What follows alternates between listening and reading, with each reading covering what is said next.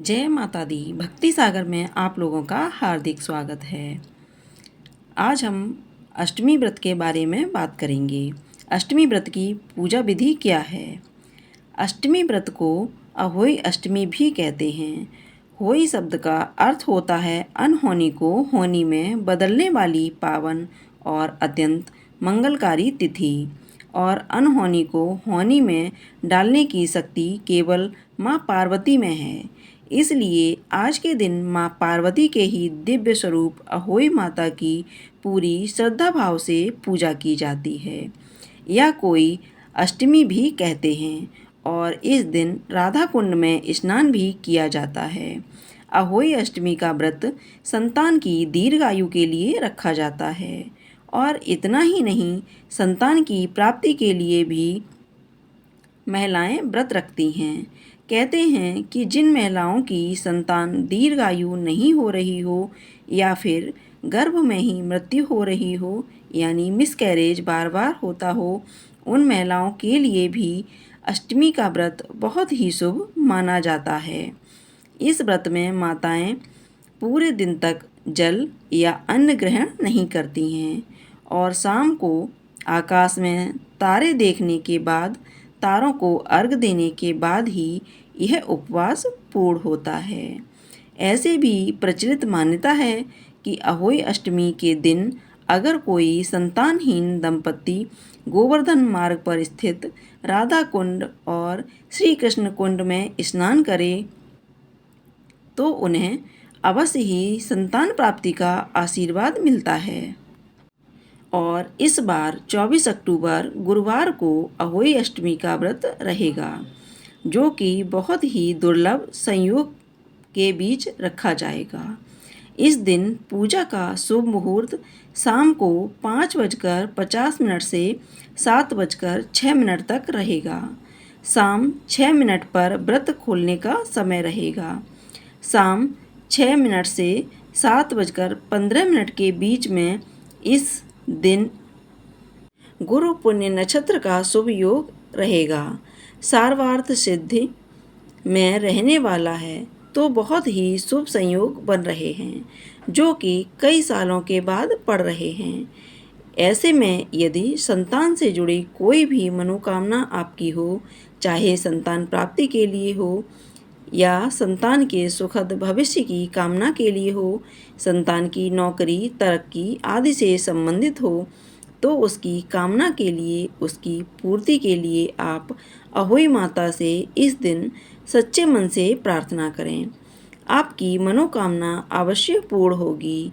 करवा चौथ के 4 दिन बाद यह व्रत पड़ता है, यानी कार्तिक कृष्ण पक्ष की अष्टमी तिथि के दिन, और इस दिन चांदी की अहोई बनाकर उनकी पूजा की जाती है। घर को गोबर से लीपने और कलश स्थापना करने की भी मान्यता है। अहोई माता का चित्र बनाया जाता है, जिसके लिए अहोई माता का प्रतीक की एक पुतली बनाई जाती है, और उनके चारों तरफ उनकी 8 संतानों की आकृतियां बनाई जाती हैं। इसी पुतली के पास अपनी संतानों को बिठाकर अहोई अष्टमी व्रत की कथा कही जाती है, यह सुनी जाती है। आपको मार्केट में भी माता का कैलेंडर या तस्वीर मिल जाएगी। आप चाहे तो मार्केट से लाकर भी पूजा कर सकते हैं। इस तरह से व्रत रखने वाली महिलाओं को सुबह ब्रह्म मुहूर्त में गंगा जल मिलाकर पानी से स्नान करना चाहिए। अगर हो सके तो आसपास किसी नदी में माता की तस्वीर पूजा करके चौकी पर स्थापित करनी चाहिए। किसी भी व्रत में गणेश भगवान का पूजन सबसे पहले होता है, तो गणेश भगवान की पूजा करने के बाद ही आप अहोई माता की पूजा करें। आपके पास जो चांदी की अहोई है, उसे भी सबसे पहले आप मंदिर में चौकी पर रखें।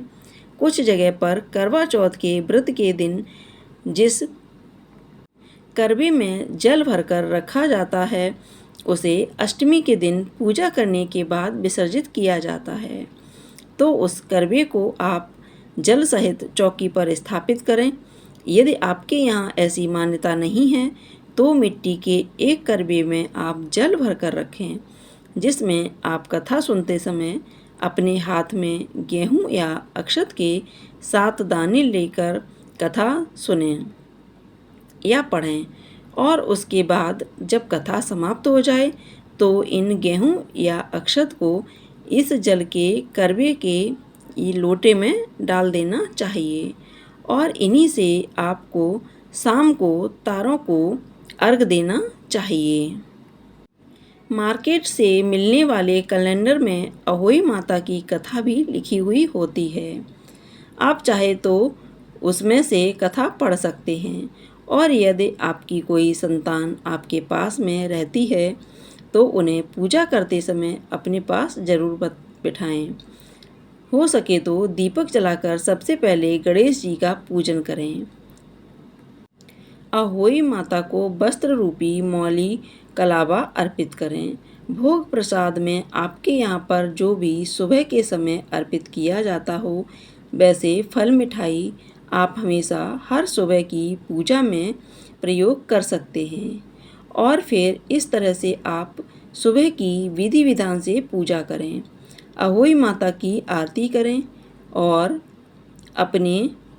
और अपनी संतानों के तिलक लगाएं। दंपति इस पूजा को कर रहे हैं तो उन्हें सच्चे मन से इस दिन और माता से संतान प्राप्ति की कामना करनी चाहिए। और जो निसंतान महिलाएं होती हैं उन्हें चांदी की अहोई की माला धारण करने की आवश्यकता होती है। वैसे तो चांदी की अहोई माला ही पहनी जाती है, लेकिन कुछ लोग इनकी सामर्थ्य नहीं है, वह केवल कलावा या मौली की अहोई भी धारण कर सकते हैं। इस प्रकार से सुबह की पूजा करने के बाद दिन भर निराहार निर्जल रहा जाता है। इस दिन अपने बच्चों पर किसी तरह का कोई भी क्रोध नहीं करना है, कोई वाद विवाद से बचना है। घर का माहौल बहुत शांति भरा होना चाहिए। बहुत सी जगह पर अहोई माता की जो मुख्य पूजा है वह दोपहर के समय में की जाती है, लेकिन अधिकतर लोगों के यहाँ शाम के समय पूजा की जाती है। और पूजा का शुभ मुहूर्त आपको वीडियो में पहले ही बता दिया है, तो उससे पहले आप एक बार फिर से स्नान करके साफ स्वच्छ वस्त्र पहनें। यदि आपकी संतान है साथ में रहती है तो आप उन्हें भी अच्छे से रेडी कर लें और पूजा की तैयारी करें। दीप जलाएं। आपके यहाँ पर जो भी भगवान अहोई माता को भोग में अर्पित किया जाता हो, जैसे अधिकतर जगहों पर मीठे पूड़ी, और इस दिन माता का भोग मीठी पूड़ी और सादा पूड़ी से लगाया जाता है, तो वह भी आप तैयार करके रखें और हाथ में गेहूं या अक्षत के 7 दाने लेकर शाम की पूजा में कथा अवश्य सुनें।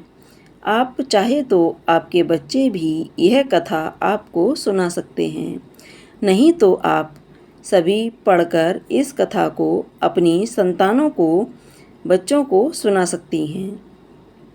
और उसके बाद जब शाम का समय हो, तारों को अर्घ देने का समय हो, उस समय आप जो जल का करवा रखा हुआ है, अगर मिट्टी का करवा नहीं है तो आप सादा पीतल के, तांबे के लोटे में भी जल भरकर तारों को अर्घ दे सकती हैं। आप थोड़ी मिश्री, शक्कर या बतासे जल के लोटे में डालें, थोड़े पुष्प डालें और जो अक्षत के गेहूं के दाने हैं उन्हें डालकर तारों की ओर देखते हुए अपने सर से ऊपर हाथ करके आपको तारों को अर्घ देना चाहिए। ध्यान रखें, अर्घ देने वाला जो जल है आपके पैरों पर ना पड़े। अब यहाँ पर आपको एक बात का भी ध्यान रखना है।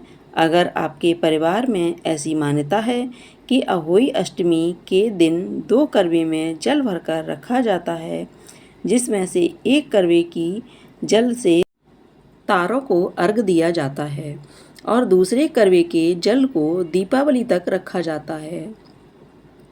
तो आप इस बात का भी ध्यान रखें, अष्टमी के दिन 2 करवे में ही जल भरकर रखें और जो दूसरे करवे का जल है वह दीपावली के दिन आपको प्रयोग में लाना है। कैसे प्रयोग में करें? आप अपने और अपने संतानों के नहाने के पानी में थोड़े थोड़े जल का छिड़काव करें। घर के हर कोने में मुख्य द्वार पर छिड़काव कर दें और जो बाकी बचा हुआ जल है उसका विसर्जन कर दिया जाता है। कुछ जगह पर ऐसी मान्यता है और कुछ जगह पर ऐसी मान्यता नहीं है। और नहीं तो आप बिल्कुल साधारण विधि से केवल 1 करवे में जल भरकर ही अष्टमी की पूजा कर सकती हैं। अपने परिवार की जो मान्यता चली आ रही है उसी के अनुसार आपको कोई भी व्रत रखना चाहिए या नियमों का पालन करना चाहिए। ध्यान रखिएगा, आपको नुकीली चीज़ों से दूर रहना है, मतलब उन चीज़ों को आपको स्पर्श नहीं करना है। यहाँ तक कि जो महिला व्रत है उसे धारदार नुकीली चीज़ों से दूर रहना चाहिए। आपको फल या सब्जियाँ काटने के लिए परिवार में किसी की मदद लेनी चाहिए।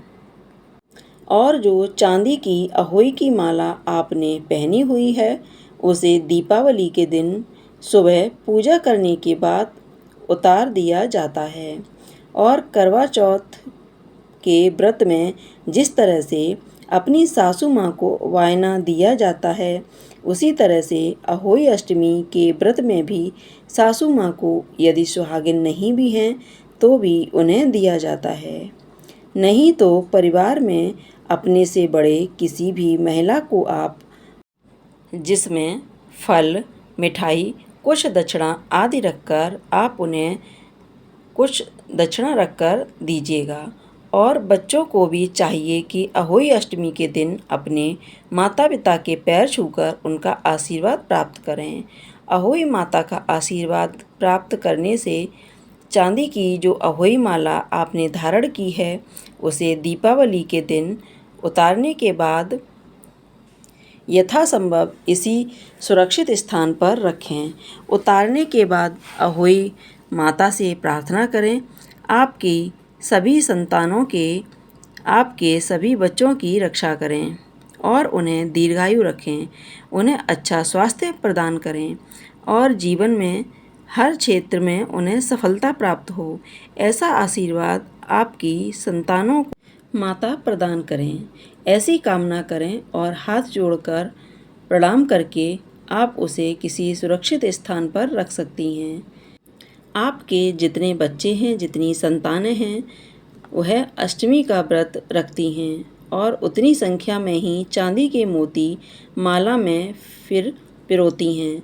तो यदि आपके 2 बेटे हैं तो हर बेटे के नाम से एक एक माला का मोती आपको भी पिरोना है, यानी मार्केट से खरीद कर लाना है चांदी का मोती और उसे माला में पिरो देना है। इस तरह वह माला जो है वह बड़ी होती जाएगी। हर साल आपको इस तरह से व्रत रखना होता है। वैसे बहुत से लोगों को बेटियों के लिए अष्टमी का व्रत रखने लगे हैं। तो जितने आपके बच्चे हैं, चाहे वह 1 हो, 2 हो, 3, 4 जितने भी हों, आप उतनी संख्या में मोती खरीद कर लाएं और उन्हें माला में पिरो दें। ऐसा करना वैसे बहुत ज़्यादा ज़रूरी तो नहीं है, लेकिन ऐसा करना एक नियम, एक परंपरा माना जाता है। जिनके सामर्थ्य हर साल नया मोती खरीदने की ना हो, वह केवल एक एक मोती से भी पूजा कर सकते हैं। इस दिन सुनी जाने वाली कथाएं भी आपको हमारे चैनल पर सुनाई जाएंगी, इसलिए आप सभी से अनुरोध है इस दिन कथा भी ज़रूर सुनिएगा।